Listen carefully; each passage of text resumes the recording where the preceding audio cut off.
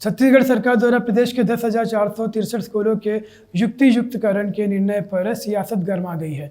जहां राज्य सरकार और इसके मंत्रियों द्वारा इस नीति को शिक्षा के स्तर में सुधार की पहल बताया, तो वहीं पूर्व उप मुख्यमंत्री टीएस सिंहदेव ने इस नीति को अन्यायपूर्ण करार देते हुए सरकार पर तीखा हमला बोला है। उन्होंने कहा कि ये व्यवस्था न केवल अव्यावहारिक है, बल्कि प्रदेश के लाखों बच्चों के भविष्य के साथ क्रूर मजाक है। पिछली सरकारों ने शिक्षा के प्रति उनका कोई विशेष जोर नहीं था।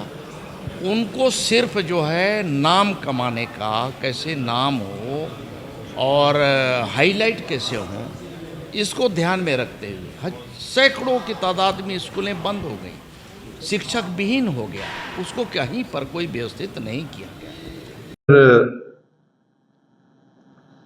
4 विषय पढ़ाने हैं तो 5 चौके 20, यानी एक दिन में आपको पहली से 5वीं कक्षा प्रति कक्षा 4 विषय पढ़ाने हैं, तो 20 विषय आपको एक दिन में पढ़ाने हैं। पहली और दूसरी कक्षा में शायद 3 विषय पढ़ाते हैं, तो 2 कम कर दीजिए तो 18 विषय हो गए।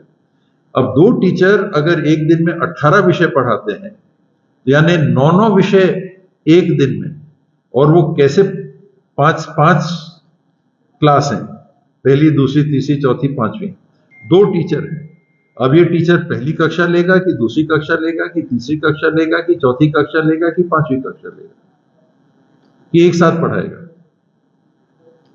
यानी जो कंसेप्ट है, यही कंसेप्ट पूरी तरह से दूषित है और अमानवीय होगा किसी भी मानव से ये उम्मीद करना कि वो इतने ज्यादा विषय एक दिन में पढ़ा सके। पढ़ा ही नहीं सकता।